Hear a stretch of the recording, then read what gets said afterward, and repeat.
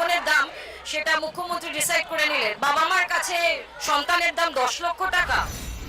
এই মুহূর্তে দাঁড়িয়ে পশ্চিমবঙ্গের পুলিশ মন্ত্রী এবং স্বাস্থ্যমন্ত্রী এবং মুখ্যমন্ত্রী একই মানুষ, তার নাম মমতা বন্দ্যোপাধ্যায়, ও তিনি একজন মহিলা।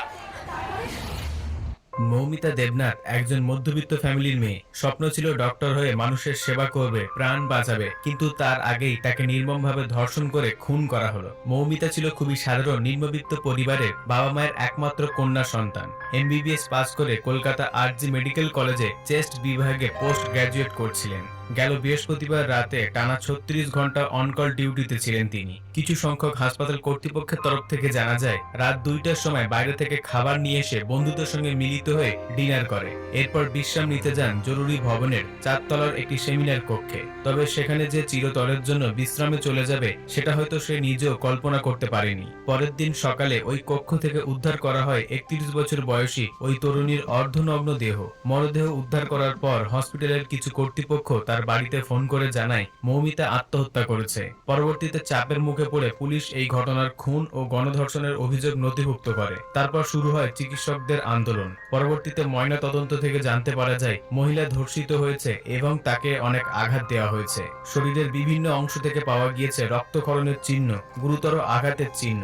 ডেড বডির পাশেই পড়েছিল মেয়েদের মাথার একটি চুলের ক্লিপ এবং একটি ব্লুটুথ হেডফোন। বিবিসি বাংলাকে দেওয়া সাক্ষাৎকারে আন্দোলনরত ডক্টরদের একজন জানায়, ঘটনার বিবরণ দেখে এটা পরিষ্কার যে খুন এবং ধর্ষণে জড়িত ছিল একাধিক ব্যক্তি। তবে এই ঘটনায় অভিযুক্ত শুধুমাত্র একজনকে ধরা হলেও বাকিরা রাজনৈতিক দিক থেকে প্রভাবশালী বলে কি তাদেরকে স্পর্শ করা হচ্ছে না, এমন প্রশ্ন করেছে আন্দোলনরত ডক্টররা। আর এমতো অবস্থায় বিক্ষোভে উত্তাল গোটা পশ্চিমবঙ্গ। চিকিৎসক ধর্ষণ ও হত্যার প্রতিবাদে কর্মবিরতির ঘোষণা দেন রাজ্যের বিভিন্ন জেলার মেডিকেল কলেজ হসপিটালের বিক্ষুব্ধ চিকিৎসকরা। একটু বলুন আপনার কথা। বছর বয়স, আমি নীলরতন সরকার মেডিকেল কলেজের 1962 ব্যাচ। আমাদেরকে প্রিয়রঞ্জন দাসুজি সাথে লড়াই করে আমাদের এসব ইউনিয়ন করতে হয়েছিল।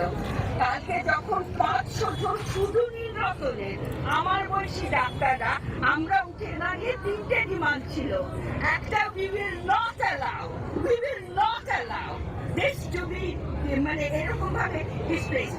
আমরা internationally we have asked for support and we got it.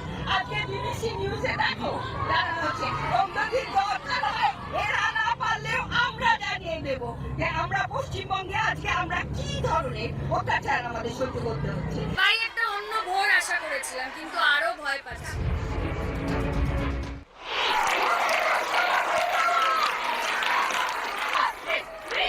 সকলের মতন একজন এসেছে, খুব লজ্জিত। আমার দেশের একটা ঘটনা নিয়ে খুব লজ্জিত। দেখো আজকে মানুষ বলে দিল তো যে আন্দোলন করা যায়, এরকম অন্যায়ের প্রতিবাদ করা যায়। মানুষ সারা রাজ্য জুড়ে প্রমাণ করে দিল তো। যে ধনঞ্জয়ের নাম নিয়ে কথা বলছে, আজকে ঠিক সেই ধনঞ্জয় করছে এই লোকটাকে।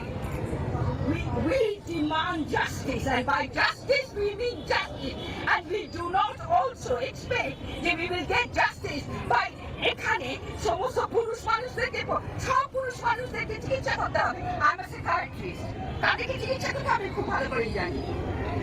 আমি বলছি ডাক্তারদের থেকে, from the Democratic Doctors Forum, we will take this to the world and we will get rid of Mamata Banerjee. আমার জীবদ্দশায় এটা দেখিনি, এটা একটা মুভমেন্টের পর্যায়ে চলে গেছে। আসলে সারা বিশ্বে মানুষ এখন অনেক কিছু জানতে পারছে, যাদেরকে আমরা মানে মাথায় করে রাখতাম সেই মানুষগুলো মানে তাদের মুখোশগুলো খুলে যাচ্ছে। সো এটা একটা বিরাট মুভমেন্টের জায়গায় চলে গেছে। সারা ভারতবর্ষ, পশ্চিমবঙ্গ এবং সারা পৃথিবী জুড়ে বিভিন্ন প্রান্তে যারা এই বিষয়টা জানে, লন্ডন, আটলান্টা, ইউএসএ, পোল্যান্ড, এই সমস্ত জায়গায় আজকে রাতে সমস্ত সবাই প্রসেশনে বেরিয়েছে। হয়েছে বলতে একটু আর্যিকর ব্যাপারটা। আরজিগরে গোটা মুভমেন্টটা পুরোটাই মেকি, ঠিক আছে? ওটা প্রিন্সিপালই চালাচ্ছে, অ্যান্ড প্রিন্সিপালের যারা সাকরেট তারাই চালাচ্ছে, আমাদেরকে ইয়ে করছে। মুভমেন্টের যে কোনো আলাদা ফেস হবে, অথরিটি যে কোনো স্টেপ নিচ্ছে না বা এরকম আজে বাজে কমেন্ট পাস করছে, এটার এগেনস্টে কিন্তু কিছু নেই, ঠিক আছে? এবং আমাদের উপর বাইরের লোকজন ডিপেন্ড করে এত কিছু করছে, অবভিয়াসলি ভালো লাগছে, বাট আমরা নিজেরাই সাস্টেনেবল নই, because RG Kar has a history of suppressing it's righteous movements, তোমরাও জানো দাদা। অ্যান্ড এখানে কালকে একটা ভিডিও এসেছিল যে একটা সিভিক ভলেন্টিয়ারকে অ্যারেস্ট করেছে, ওটা একটা স্কেপগোট ছিল, ওটার সঙ্গে সঙ্গে আমরা হুইসেল ব্লো করেছি, বাট অথরিটি চেয়েছিল যে হ্যাঁ ওটাতে আমরা ভুলে যাব, কিন্তু ওরা তো জানে না যে অ্যাটলিস্ট সেইটুকু আইকিউ তো আছে যে মানুষ বুঝতে পারবে ওটা ওর পক্ষে করা সম্ভব কিনা। যে পোস্টমর্টম রিপোর্টে যেরকম ইনজুরিজ আছে দিদির, হ্যাঁ তাতে দাদা একজনের কাজ তো নয়, মিনিমাম 2 বা 3 জন। কারা হতে পারে, কি সাসপেক্ট করছিস তোর আইজি করার ছেলেরা? আমরা দাদা সাসপেক্ট করছি এটা ইন্টার্নের কাজ, ঠিক আছে, এবং যে ইন্টার্ন তার যথেষ্ট পলিটিক্যাল ব্যাকগ্রাউন্ড আছে, তার ফ্যামিলি মেম্বারও যথেষ্ট উচ্চ পদস্থ, ঠিক আছে, নাম নিতে পারবো না কারণ আমারই সমস্যা হয়ে যাবে, বাট না, নাম নিতে হবে না, একদম নাম নিতে হবে না। না দাদা সেটাই, এবং তাকে প্রোটেকশন দেওয়ার জন্যই মানে খারাপ লাগছে ভাবতে যে আমার ব্যাচমেটই এরকম করতে পারে, এবং কলেজ অথরিটি এতটা নির্লজ্জ যে তাকে সেফগার্ড করার জন্য এত কটা গেমস খেলা হচ্ছে, গোটা মুভমেন্টটা আমাদের কলেজ অথরিটি রান করছে, ঠিক আছে। একটা যদি খারাপ টাইমে তোমার পাশে কেউ এসে দাঁড়ায়, জাস্ট মেয়েটা মেয়ে কি করছে, এবং সে যখন সরে যায় না পুরো সবকিছু ভেঙে পড়ে যায়, সেটাই হবে, কাল বা পরশুর অপেক্ষা জাস্ট। আমি দাদা এজ এ ইন্টার্ন এটাই আর্জি জানাবো সবার কাছে যে আমাদের উপর ডিপেন্ড না করতে। এটা একটা একটা মহিলা, একটা মা, একটা বোনের এরকম হয়েছে, কমন মানুষের যেন আমাদের পাশে আছে, বাকি কলেজটা যেন আমাদের পাশে থাকে।